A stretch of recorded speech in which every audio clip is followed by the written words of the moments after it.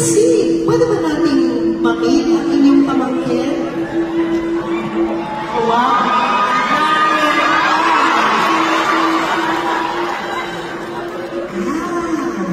Training po siya sa ilalim niyo? Natututo at maghula. Okay. Questions, please raise your hand. Meron po dito, mula kay Patrick. Hello po. Ang question ko is, ba't po ang controversial ng pizza ng pineapple sa pizza? Pakiulit, please. Tanong ko lang po is, ba't controversial yung pizza, yung pineapple sa pizza? Bakit controversial ang pineapple sa pizza? Baka pwedeng sagutin ng inyong pamangkin? Ang pineapple sa pizza ay talaga namang hindi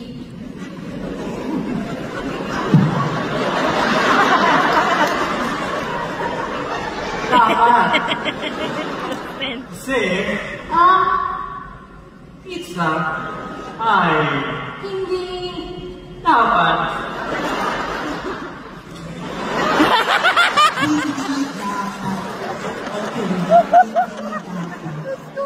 So, yes. Paul has a question. Hi, good evening. My name is Paul.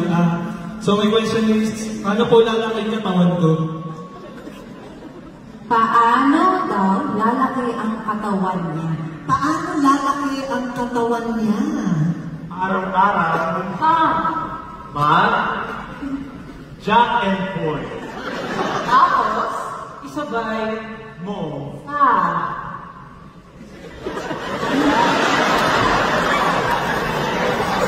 kanin at ulam na inangga ni jowa. Very good. Yun po ang secret. Pagkatanong na ano daw po ang susunod na trend sa pop culture? Oh, wow. Madam.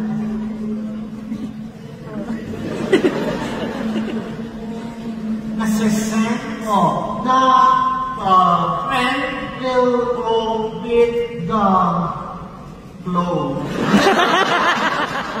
I see. So, go with the flow. Yung susunod na trend. Yes, Vivan. Meron question wala kay Lee. 2 weeks na akong di pinapansin ng boyfriend ko. May iba na ba siya? Itong pamangkin mo, baka may experience na.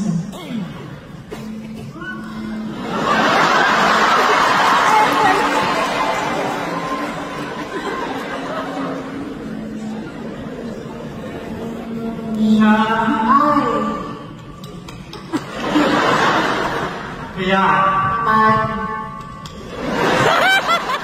dapat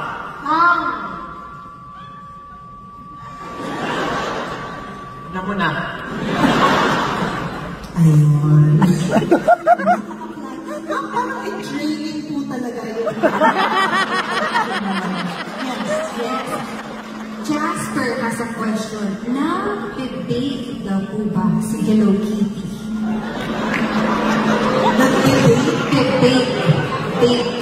Nag-debate po ba si Kitty, madam? Hello Kitty. Hello Kitty.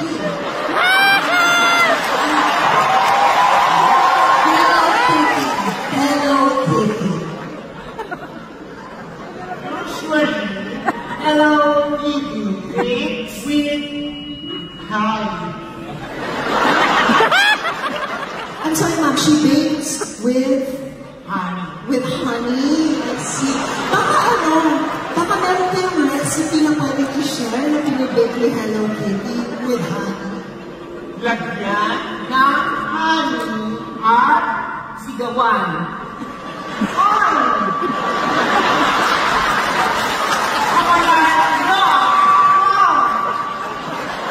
Great recipe. Great recipe. Yes. May katanungan po si Ann. Paano daw po maging successful ng SB19? Paano maging kasing successful ng SB19? Baka alam ni pamangkin. Kailangan mo mag-exercise at lagi kang fake May ikaw. Easy. Very, very easy. Yes. Questions? We have a question with Cara. I see. Yes, Thea has a question. Magdi-defend daw po ba niya ang thesis niya? Mag-defend ba na ang thesis niya, madam? Tatlong sayaw. Kawan ni unang magdambo sa ilaw. Pangalawa, Zumba number 5. Kailangan punta at ikot ng team para work. I see. Yes, diba? Meron po mula kay Kate. Pwede po ba magbigay ng steps para hindi mahulog sa mga red flag? Palagay ko, mas makakasagot ang ating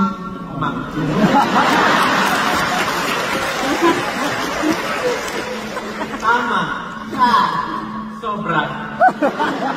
Kaya, tandaan mo, Una, huwag kang maniniwala. sa kanya. Pangalawa, Sige, kung lang. Pag-isip ka. At pang-apat. iwas sa Kanya. I see. Yes, we have more questions.